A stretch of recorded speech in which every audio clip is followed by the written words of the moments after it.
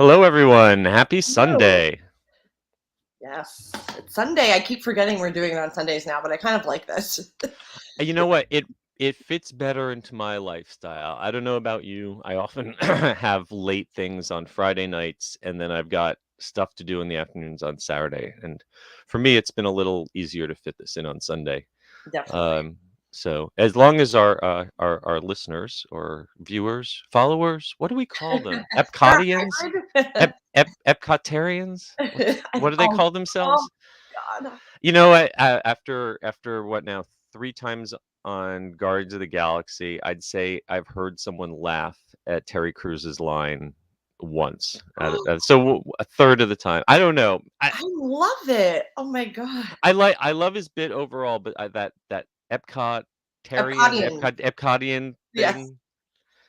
It hasn't been going over too well when I've seen it. Though I will say for me personally, the line in that ride that kills is when you are pulling into the station and you hear Quill say that Epcot stands for every person comes out tired. Tired. Yeah. I didn't hear that the first couple times, and I got that on my last time through. I'm eager. If I had like any sort of creativity with visual art, I would love to make like an Etsy store with just like the weird lines from the pre-show because it was like, especially the Epcottians. I love that. Well, we are getting a few people. We've got 14 people already in the chat, and we're going to say hello to Michael, of course, first in. Hey, Uh, Hello, Michael. Great to see you again. Yep, time for the podcast. Time to rock, and let's go crowd noise. Oh, appreciate the enthusiasm. Derek's Corner, we've got Blossom and Terry. Christopher Shelley, hello to you as well. And Vince Lamb, that's another classic one, saying that Epcot stands for every pocketbook comes out trashed. Yep, that's another good one. And I think the employees used to say it stands for every paycheck comes on Tuesday. yes. That's not true anymore. That's just direct deposited. So well, I'm hoping everyone had a great week. We've got a dozen people, so I think it's time for us to just jump in and do this thing. Let's do it. All right. And we're going to kick it off in 3, 2. Please lower your head and watch your step while boarding. Welcome to the Attractions Podcast. You are all clear for dispatch. Have fun. Hello, everybody, and welcome to episode 142 of the Attractions Podcast, sponsored by Destinations with Character Travel. I'm Seth. Yep. And I'm Carly. And we are here to talk to you about the latest and greatest in theme park news and more, as well as what's going on in our own lives. Carly, how have you been this past week? I have been excellent. I spent a few days in San Francisco, which is one of my favorite cities, working on some upcoming stories about tiki and tiki mug culture. So I'm excited to put that together. I am so jealous. I have a modest tiki mug culture, a tiki mug collection, but I am sure it pales in comparison to yours. I saw some pictures of what you were smuggling home in your suitcase, and I'm Yes. definitely jealous. I got some great ones, and it's always so I don't check a bag, so I only do carry-ons, and it's even just like wrapping it in clothes is always so nerve-wracking because they're investment pieces. Absolutely, It would, absolutely. it would be a little sad if they came home broke, but they all survived. I got 3 this time, so Yay. Well, I have spent the week trying to recover from the Fringe Festival that we talked about last time, yeah. while simultaneously proofreading the new unofficial guide to Disneyland 2023. But I did manage to squeeze in a couple successful trips to Epcot to ride Guardians of the Galaxy again. I'm starting to get hooked on that thing. Paid a brief visit to Universal, but the 2 really cool things I got to do this week, I got to do a brand new escape room at the Bureau on iDrive with our publisher Matt and a couple other correspondents from Attractions Magazine. And this one was puppet themed. They had original Muppet style puppets, and both that were on video and actual puppets that you would interact with. And they Wow. did some amazing technical, creative things to make the puppets come to life. Highly recommend that. Wow, And that I sounds up my alley. It's it an was escape room with puppets? Yes. If the idea is that you are helping a puppet thief break into a museum and steal the hand of life, which is this sacred artifact, which is a hand going like this. And there are these things like, you'd find the puppet, and the puppet needs to get over the fence, so you'd throw him across the room over a fence, and then you'd hear him back there moving around, and then he'd pop out through another door, and you'd have to help him get to another spot. So it was some really clever puzzles and neat technology. And I also got to stop by Wonderworks on iDrive, Ooh. and they have had this thing called the Out of Control Comedy Magic Dinner Show for a long time now. Tony Brent, professional magician, has been working there for years, and for the summer they're expanding to 3 shows a night every night. So they invited the press out there to check it out. It'd been a little while since I'd seen it, and it's still a really solid show. Having just seen a lot of magic shows at Fringe, and then before that, a lot of magic shows at Las Vegas. Tony is a great performer, puts on a really fast-paced show with a lot of neat effects, and you get unlimited pizza and beer while you watch it. So That's heaven. Yeah, that's perfect. pretty good deal. Probably the best value for a dinner show on iDrive. So that was my week. But there has been a lot of stuff this week in the theme park news. Yes. So I think without any further ado, we should get into it.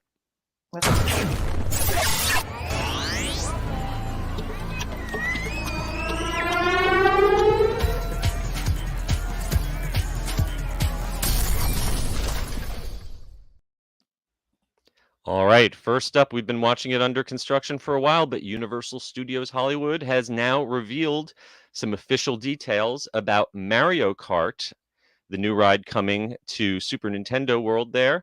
And one of the details is that it's going to be subtitled Bowser's Challenge. Out in Japan, this ride is called Koopa's Challenge because the big baddie in the Mario games is known as King Koopa in Japan, but the rest of the world knows him as Bowser. So we will be riding Mario Kart Bowser's Challenge in early 2023. Yes, this is very exciting because we've been just eagerly awaiting on just the attraction details. I mean, we kind of knew what was coming, but there was nothing really official out there with the title. And this is exciting because when they said loosely 2023, that had me a little nervous. I was like, oh no, we're going to have to wait almost another year. But now they said early 2023. Yeah. This is great. I'm early 2023 usually means by spring break at the latest. Technically it could mean any time in the first 6 months, but usually it means by spring break at the latest. And I've heard whispers that they want to at least start with soft opens or limited testing by maybe very late this year. Yeah, I think a lot ahead of them because technology is not something you need as a Universal Hollywood guest.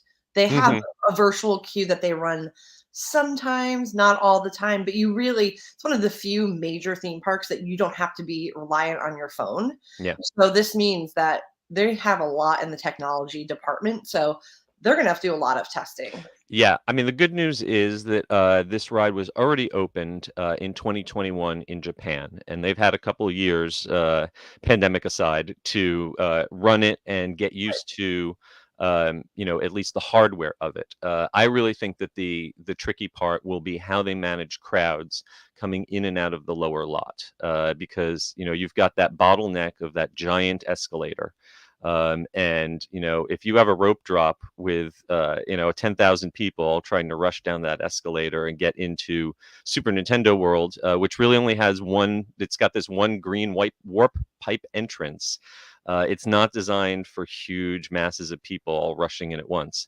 And also, we're only going to get the Mario Kart ride. We're not getting the Yoshi ride. We're not getting the Donkey Kong ride.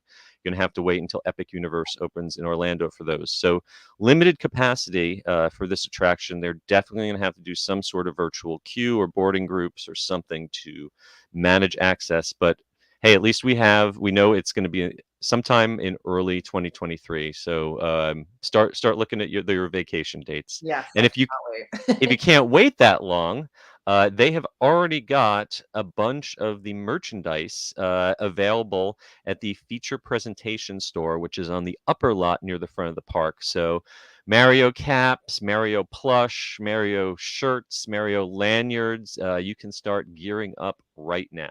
Yes, I definitely partook in some merch.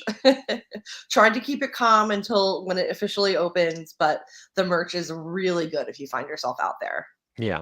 Personally, I can't wait to buy one of the power bands Yes. and see how that whole interactive system works. It seems like they're taking the data pads and the interactive wands from other attractions and really taking it to the next level. So can't wait to see that early 2023.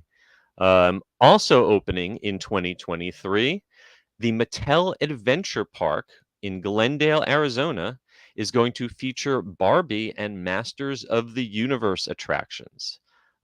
This is one that's kind of flown under my radar. They're calling this an adventure park, not a theme park. It looks like it's maybe not quite the scale of a Disney or Universal theme park, maybe a little closer to a family entertainment center, but on a larger scale. We already knew about the Hot Wheels roller coaster and Thomas and Friends indoor park, but now we've got a little information about Barbie and Masters of the Universe. Yes, this looks really cool, and I think it's going to be a trend that we're seeing with micro theme parks. We have That's a good word for it. now, Yeah. yeah. I mean, it works, and it's obviously a lot less of a financial investment than these mega parks, and just hmm uncertain times, it's a big risk to open a brand new theme park. So this is really cool, and it's obviously major IPs Yeah. that's going to be a part of this. And I too, this has been flying under my radar, but after reading this story, I was like, I'm excited for this. Yeah. So in addition to the outdoor roller coaster based on Hot Wheels, which is kind of going to be the signature outdoor element, they are going to have a Barbie beach house, which is going to feature a flying theater. They'll take people with Barbie from underwater to outer space because Barbie can go anywhere. Yes. And there's going to be some other Barbie experiences like a holographic dream closet and a Barbie rooftop bar. Um, the thing that intrigued me the most, being a boy growing up in the 80s, Masters of the Universe, aka He-Man, is coming. His Castle Grayskull is going to be a 4,500 square foot laser tag arena. Now, that's kind of an interesting use of the IP. Not necessarily the first thing that I think of when I think of a He-Man attraction, but I think that could be kind of fun. And there's also going to be some attractions based on Mattel board games, including a life-size Pictionary game and giant Rock'em Sock'em robots. Oh. And the Uno, that was one of my favorite games growing up. And there's going to be oversized Uno cards Yeah. that acts as a climbing structure. So I think, like you said, this is kind of like a family fun center, hmm but with some thrill attractions. It's an Looks really interesting cool. middle ground. Yeah. It's definitely a step up from a Dave and Buster's or a Monkey Joe's. It's definitely bigger than your average chain location-based entertainment center, but not quite the scope or scale of a full-sized theme park. So it's really going to be interesting to see with these well-known IPs how successful that scale is in the market. So we will find out when that opens in 2023. Right now, you can go and ride Sidewinder Safari, which is the brand new spinning coaster at Six Flags Discovery Kingdom that opened to the public on May 28th. Yes, the theming of this looks really amazing to me. So you enter kind of a jungle-like setting where there's Hmm. live snakes, lizards, other reptiles, and they'll be surrounding you in the queue before you board the Sidewinder Safari roller Hmm. coaster. This is the year of spinning coasters, I guess. I feel like we're always talking about a spinning coaster, but this looks really neat. It's the park's 11th roller coaster. Hmm. That's a lot. Yeah, that's quite a lineup, and this, at least superficially, reminds me a lot of the spinning coaster that they have at Busch Gardens in Tampa. Mhm. Especially the idea that they have live snakes and lizards in the queue. That's a very Busch Gardens kind of thing to do. But you'll get multiple 360-degree spins, drops, curves. It's got a top speed of 29 miles an hour, and it's only 43 feet tall. So packs a bit of a punch into a small footprint. And it's located right next to Odin's Temple of the Tiger Stadium. And if you want more information, you should head on over to sixflags.com/Discovery Kingdom. Discovery Kingdom is not a Six Flags park I've personally visited, so maybe one of these days I'll get to check that out myself. I haven't, but this intrigues me, and also it's 2 minutes and 30 seconds, which is a lot of bang for your buck with a roller That's coaster. that's a fairly lengthy ride time, especially considering it's only 1378 feet of track. So yeah. All right. Well, next up, you can electrify your summer at SeaWorld San Diego because Electric Ocean is returning. It kicked off on June 4th, and it's going to be going all the way through August 14th. Yes, it's been fun to kind of I feel like every week we, talk about another, SeaWorld property because they are going Absolutely. full hard into the limited time seasonal festivals, which Mhm. I am all about. This one is particularly fun because they're gonna have concerts in their amphitheater, DJ dance parties, and of course, a nighttime fireworks spectacular. Yeah. The big new addition to this year's Electric Ocean in San Diego is an all new Adrenaline Extreme stunt show. They've got Annalise Knock, who appeared on America's Got Talent. She's won a Guinness World Record for doing the most somersaults on a wheel of death in 1 minute. And she is going to be showing off some of her impressive high wire stunts. And there's also an all new show called Electro Blast, which involves high energy bioluminescent percussion. So I'm curious Ooh. to see. That sounds like glow in the dark drumming to me. Yes, a good way to put it. Yes. This looks really fun. They have been killing it at SeaWorld San Diego with these limited time events. Like Hollow Scream last year Hmm. was one of my favorite haunt events, and it Hmm. is a smaller park in comparison to a lot of the other parks, but it's nice to see that they're really putting the emphasis on these events and all the offerings, like the nightly fireworks we said. That's pretty cool. Yeah. In addition to nightly fireworks, there's a laser reef light show. There's also a walk through Cosmic Tunnel where you can take some pictures. And all of this is happening on Saturdays and Sundays right now through the 12th, and then it becomes nightly through from June 18th through August 14th. And of course, this is all included with your regular park admission. Speaking of SeaWorld in Orlando is teasing us about a brand new roller coaster that is going to come in 2023. Yes, this is pretty cool. This kind of took me by surprise because they just posted this on social media and no Yep. one knew this was really coming. They use the hashtag High Surf Advisory, Hmm. and it looks pretty crazy. It also looks like it may be stand up. Yes, that is the big takeaway I got out of this tease. This is going to be their seventh roller coaster. They are claiming that they are Orlando's roller coaster capital. I know Universal is going to go back and forth with them on that one, Right. but so they are claiming this is a new one-of-a-kind ocean adventure, and the little video seems to show that this is a stand-up roller coaster. Now, we know that SeaWorld likes to partner with B&M, as their manufacturer, and B&M not long ago filed a patent for a new safety restraint system related to stand-up roller coasters.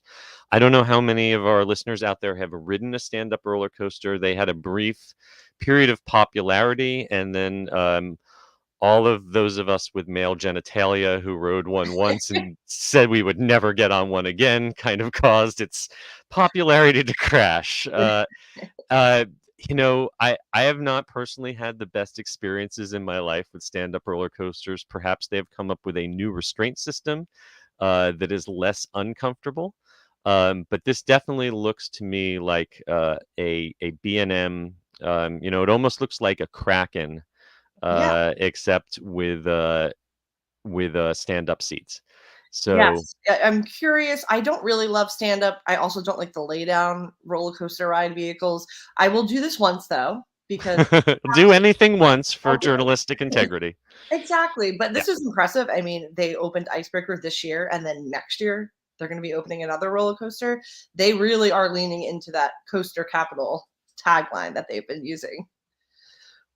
Yeah, we've got some comments in the chat. Oops, sorry. That saying that this is basically another B&M based on the track layout, which is that was my takeaway from looking at the track. And John Self, hi John, has an opinion that the seat mechanism sounds better, but still suspicious. Yeah, I'd say that as the big question, as Skywalker Brian asks, can it beat Mako? For my money, Mako is still the most re-rideable coaster at SeaWorld. It's just an airtime machine, and it's just so much fun to ride.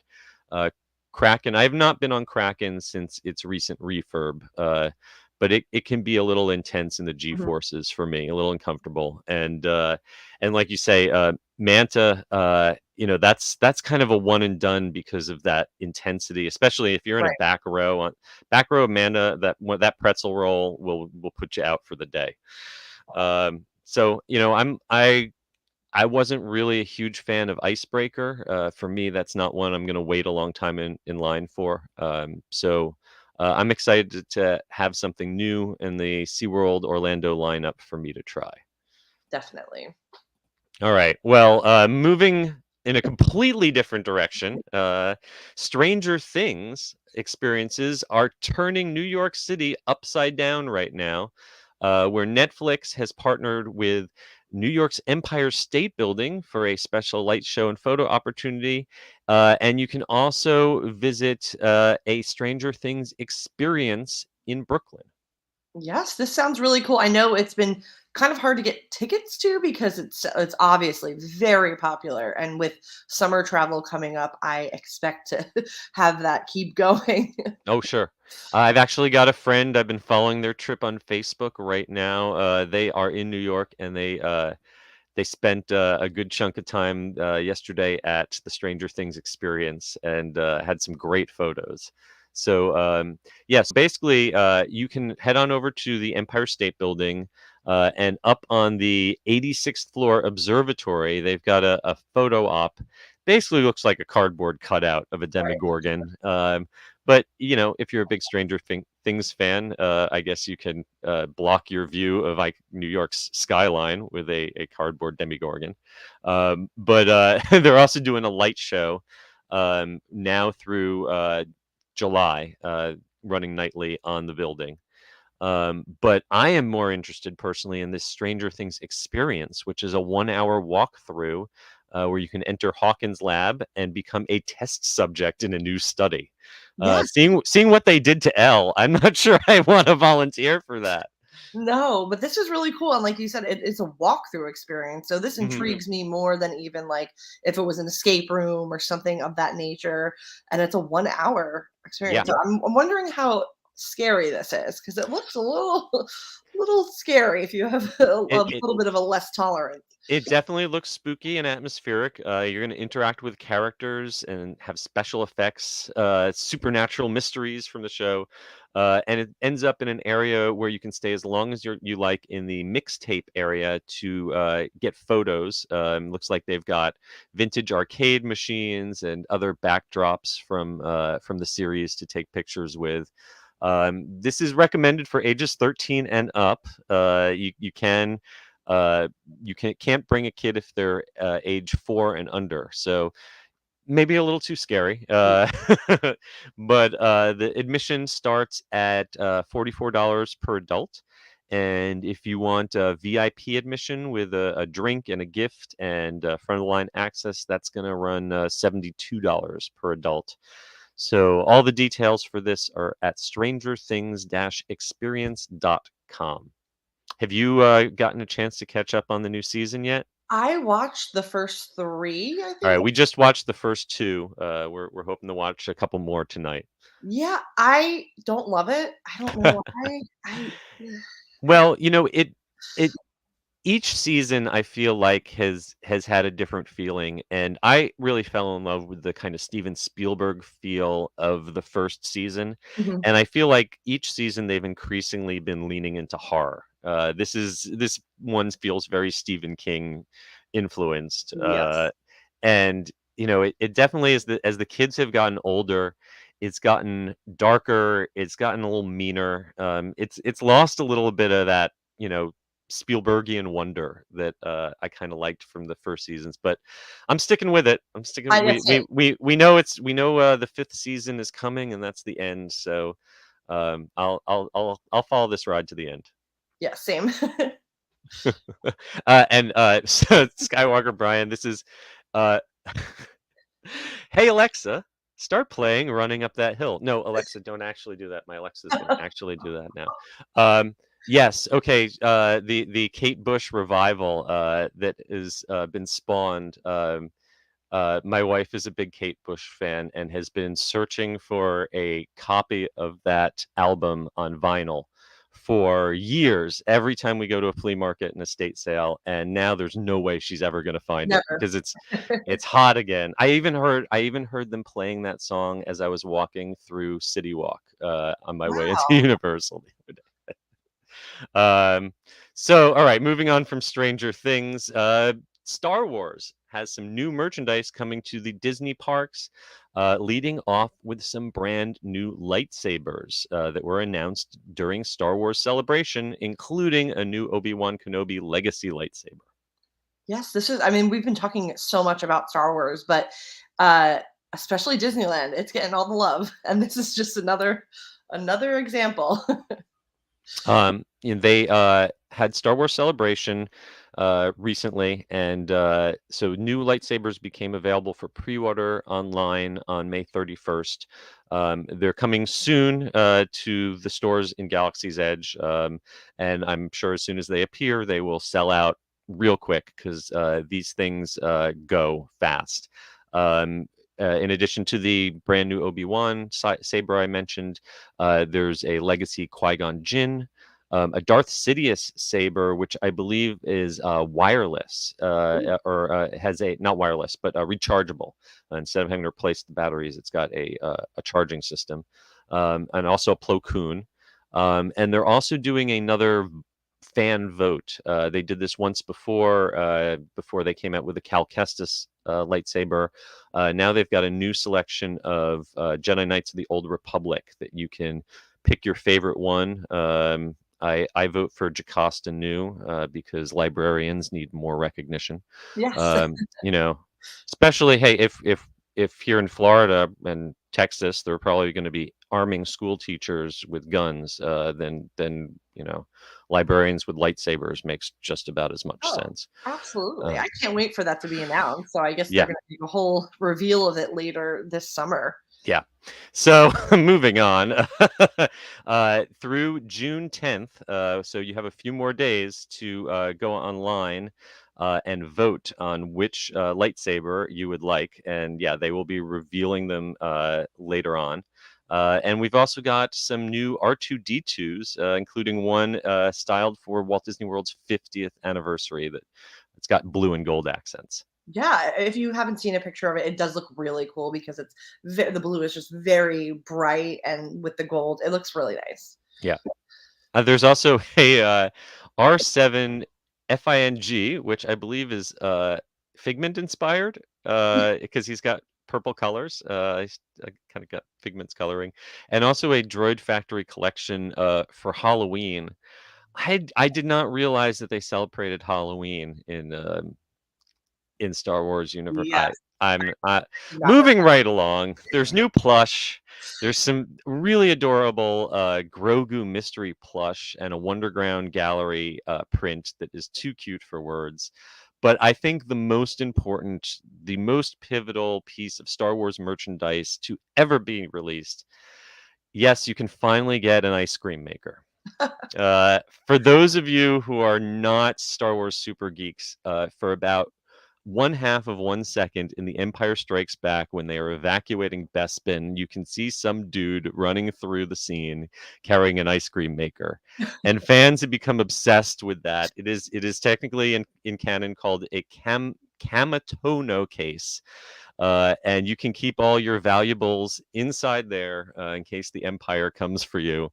Um, you can now order one on shopdisney.com or find them in the parks if they haven't already sold out. And if you are a big enough Star Wars geek to get that joke, you pretty much have to buy one, right? right. It's so niche, but I love when they do these kind of things because it means they're listening to whatever weird stuff that we're into. Yes. We're fixate on, and this is one of them for sure. Yep. Brian reminded me that for years at Star Wars Celebration, they used to have a running of the hoodlums, I guess they call it. It was like a old marathon of people all carrying their ice cream makers. So, lots more merchandise coming out. We've got a video on our YouTube channel previewing all of it. So go and check all that out and start spending way too much money on all that stuff. Yes. Finding Nemo, The Big Blue and Beyond finally has an opening date, and on June 13th, we finally get to enjoy the music and the puppets of the Finding Nemo show at Disney's Animal Kingdom once again. Yeah, it was a long time coming. I mean, obviously, a lot of entertainment went to the wayside during the pandemic and lockdown. This is one of the things that a lot of people I know are going to be really excited when it returns to Animal Kingdom Park. Yeah, both fans of this show, which was really one of the more elaborate and professional stage shows that Disney's had, and also all the performers who worked in it. The show has been scaled down. I don't know exactly how many actors are still included in the show, but it's definitely a shorter show. I think we've got a running time of about 25 minutes, is what I've heard.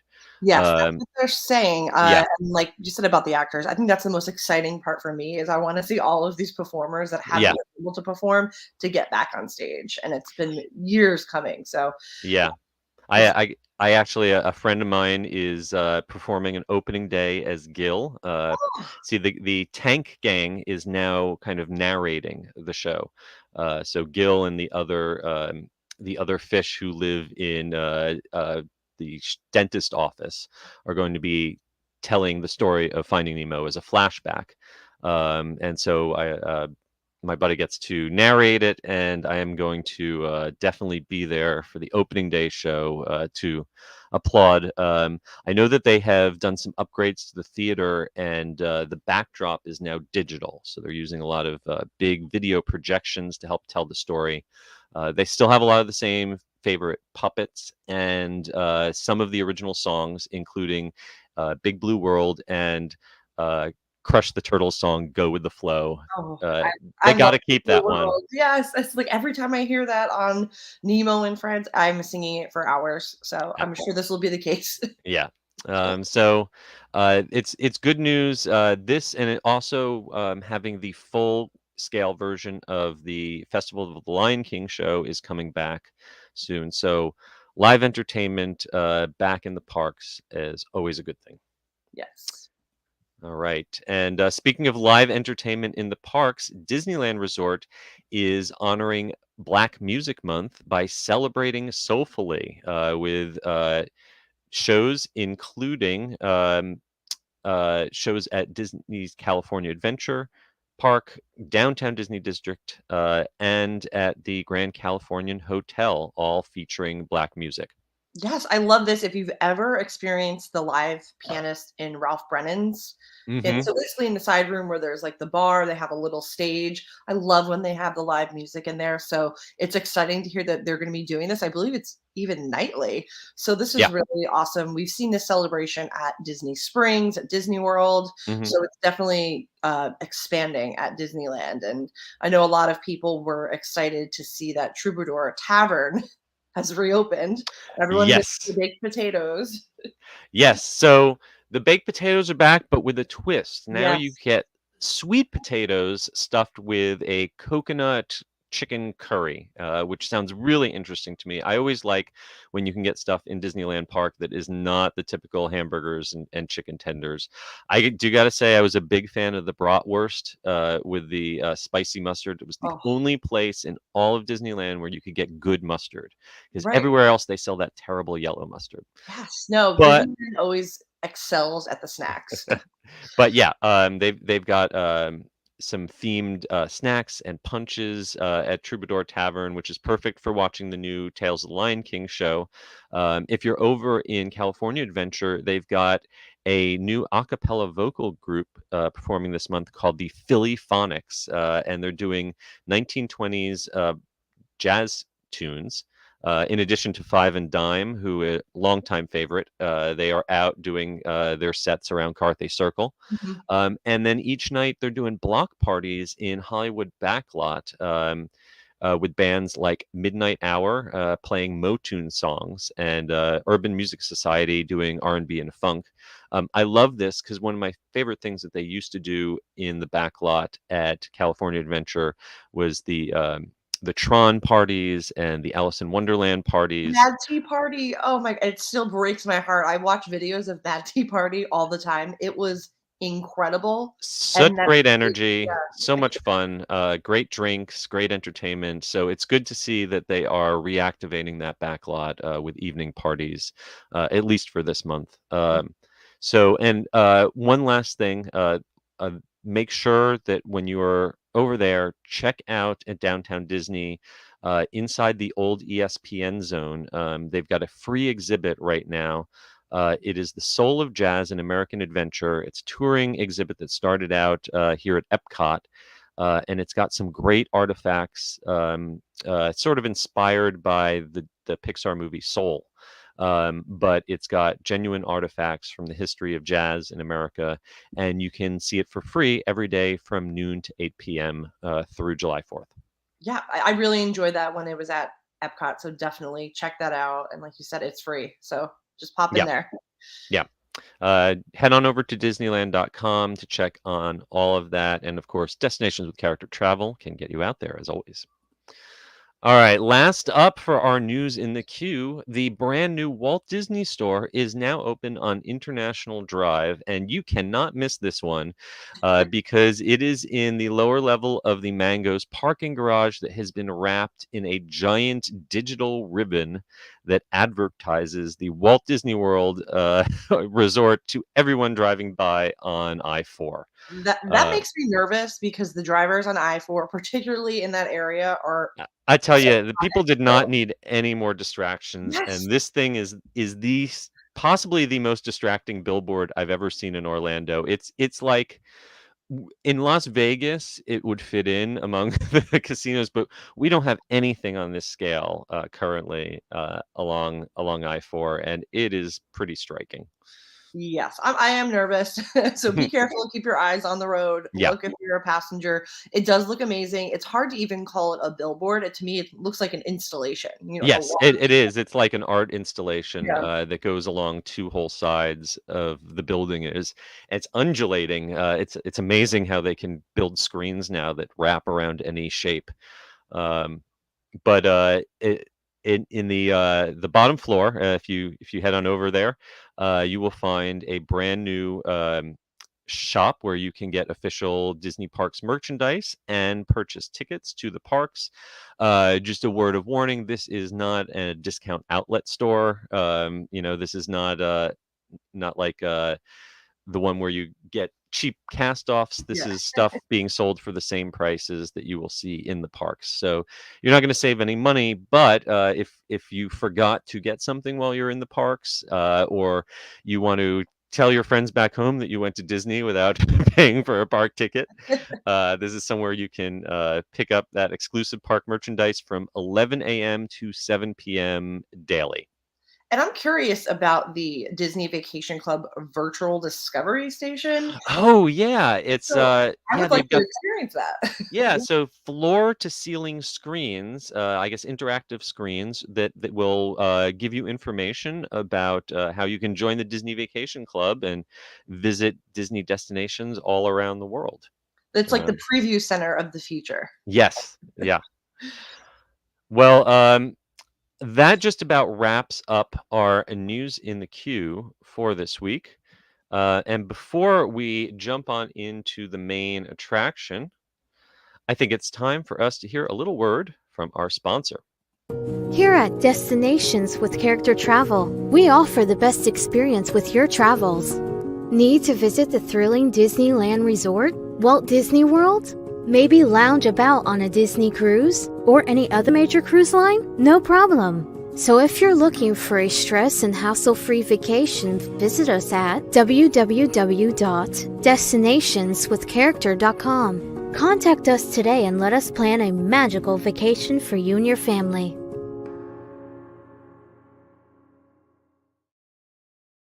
It's time for the main attraction! Okay, and for this week's main attraction, Boba Fett and Fennec Shand have arrived in Galaxy's Edge at Disneyland, and they will soon be joined by more Mandalorian characters, completely blowing away the carefully established timeline that that Disney Imagineering had come up with for the land.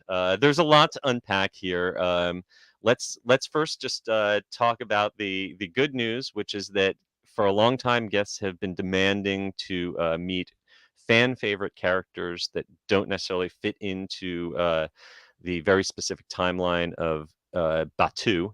And now they've gotten their wish. Boba Fett and Fennec Shand have both been out there meeting and greeting. Boba Fett, obviously, they can make a perfect copy of the armor from the show. That's no big deal. But they managed to find an actress who's really a dead ringer. Right. Yeah, great job casting both of these. Yeah, I mean, But doing a face character is hard anyways, but absolutely. especially for something like this, people would lead a revolt if it Yeah. was, if it Yeah, wasn't. they did a great, just like they've done a great job casting Rays for the park. All the Rays that I've seen look really great, and this actress playing Fennec is also spot on. And you can find these two right now in the Black Spire Outpost. They kind of hang around the Dianoga Fountain end of the bazaar, the shopping district. Towards the bathrooms. And That's the kind of best refilling water station is over there. yes, So yes, exactly. uh-huh. That's kind of the spot that they have staked out for these characters, and so now we get into the tricky part.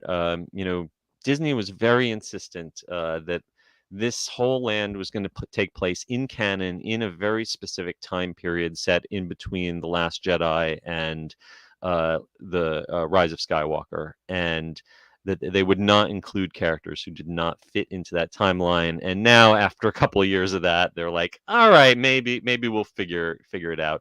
So it looks like that this kind of area right here has become a little bubble in the multiverse.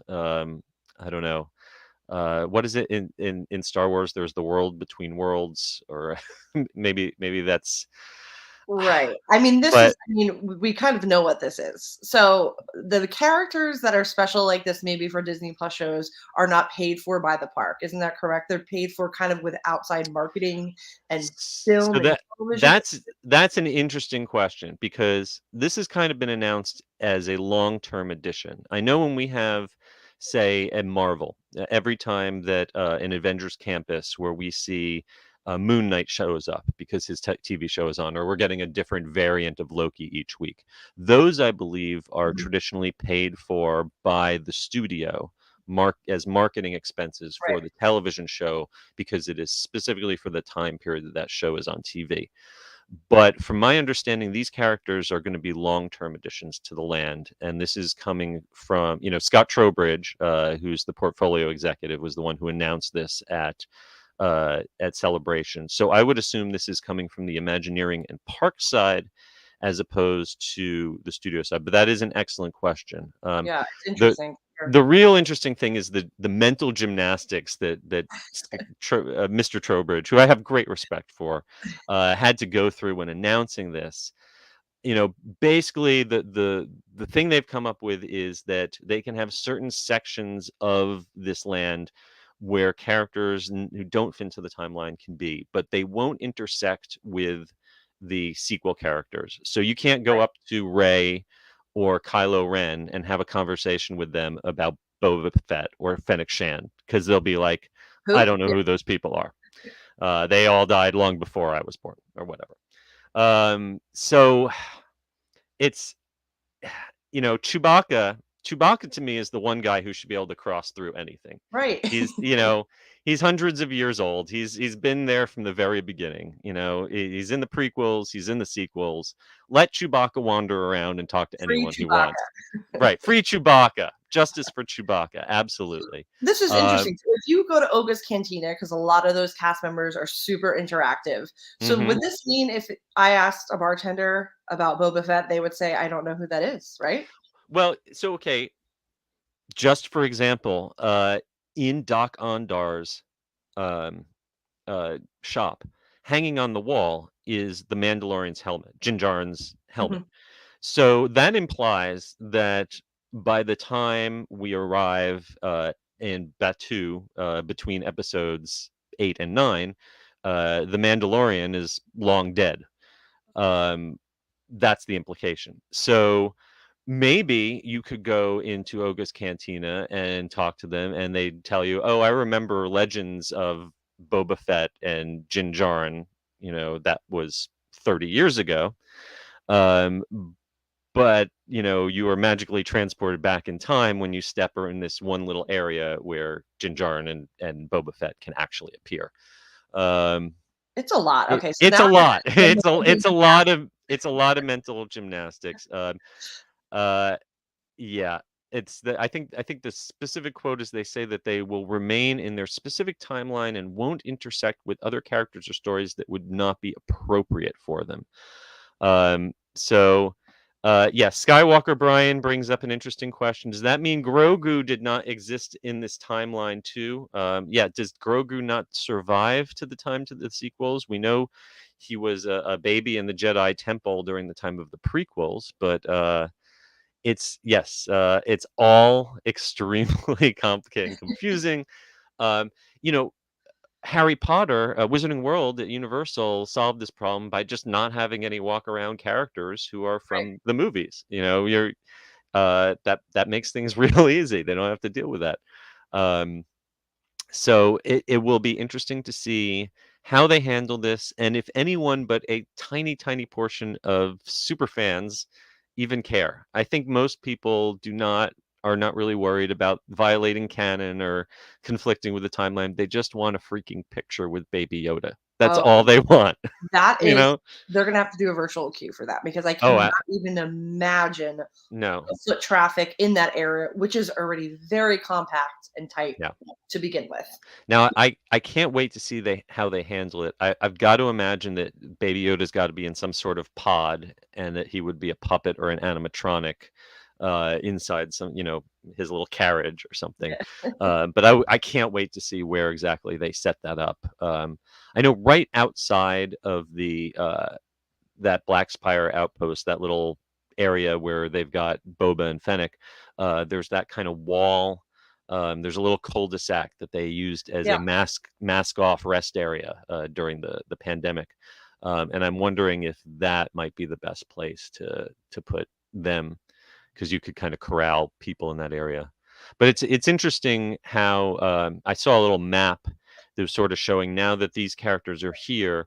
It sort of restricts where Rey and Kylo and his stormtroopers will go to make sure that they don't intersect. And I hope it doesn't lead to losing some of the random interactions that we used to get around, in the kind of nooks and crannies around the land, because that's, there's no kinetics in that land. There's no moving objects. There's no, physical objects buzzing around like you have in a Tomorrowland or something. And it was the characters that were the only thing that were really bringing that land to life. Right. Yeah. So it'll be interesting. It's definitely going to be complicated with foot traffic. So Yeah. hopefully it works out. Yeah.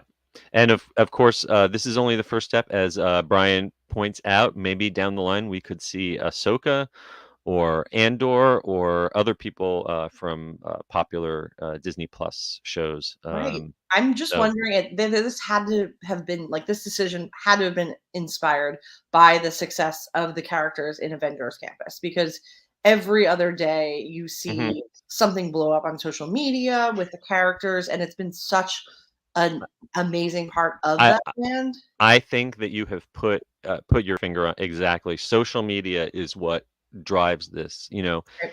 For decades we were content to meet the same Mickey Mouse over and over again. We didn't really care what Mickey Mouse was wearing. He didn't need a new outfit every 6 months. It was just you going to meet Mickey Mouse. But it's social media and the drive for novelty and new content matches up perfectly with the constant supply of whether it's new characters or new snacks or a new decoration. It's the freshness, and I think Batu could really stand more constant updates, whether that's new games in the data pad, new characters, new snacks. We saw how people went absolutely insane this past week over cold brew coffee with Cocoa Puffs, which personally I think the East Coast version of whatever they're calling Black Calf now looks pretty nasty to me. It looks insanely not right. I just want the old original Spirin Black Calf that was like the spiked coffee that they would serve in the morning at Oga's. That's all I want back. I don't care about Cocoa Puffs. Yes, it is social media. I mean, I feel like it all began with Disney World cupcakes. That's kind of what set social media into this obsession of what's new, novel, and now it's like every day there's something changing because they know the reaction that they're going to get. Absolutely. Speaking of Oga's Cantina, DJ Rex is apparently going to be getting a new playlist, so that'll be interesting. I know a lot of those songs very well by now, so it'll be interesting to have a little more variety in there. And they also kind of dropped a bombshell that they're going to be looking at adding new scenes to Star Tours. I kind of thought that they were done once Rise of Skywalker. They added those scenes. But Scott Trowbridge teased that doesn't know where, doesn't know when, but keep an eye out because we might get some new destinations and Star Tours. Wow, a lot going on. A lot going on. And as as Michael says in the chat, be fair to Florida. Yeah, a lot of these things are coming first to California, and Brian speculating that might be because Florida is connected to the Star Cruiser, and that's why we're not getting some of those characters quite as quickly here. But apparently, we should be getting at least some of this stuff here in Florida sooner rather than later. So keep an eye out, and I just know that the first day that I'm sorry, I keep saying Baby Yoda. Okay. He's Grogu. Grogu. As soon as Grogu is out in Batu East, I need a picture with him. Yes, he is. I got to meet him. Yeah. All right. Well, that was a mouthful, but we have made it to the end of yet another episode. Before we go, I want to once again thank our sponsor, Destination with Character Travel. And I also want to remind everyone to please give us a review on Apple Podcasts and leave us a rating on Spotify. It really helps get the word out. If you want even more of us throughout the week from the two of us and Attractions Magazine, you can find us on the interwebs. Me personally, you can find me at the UG Series on Twitter, at the Unofficial Guides on Instagram, and at theunofficialguides.com. Carly, tell everyone where they can find you. Yes, I am on Twitter at Carly Caramana, and on Instagram, I am Adventures by Carly. And of course, you can find Attractions Magazine's coverage at attractionsmagazine.com, at Attractions on Twitter, at Attractions Magazine on Instagram, and on our youtube.com/Attractions Magazine channel. And until next week, I hope all of you folks out there stay safe, try something new, but most importantly, have fun, and we will see you all next time. Yes, see you guys soon. Bye.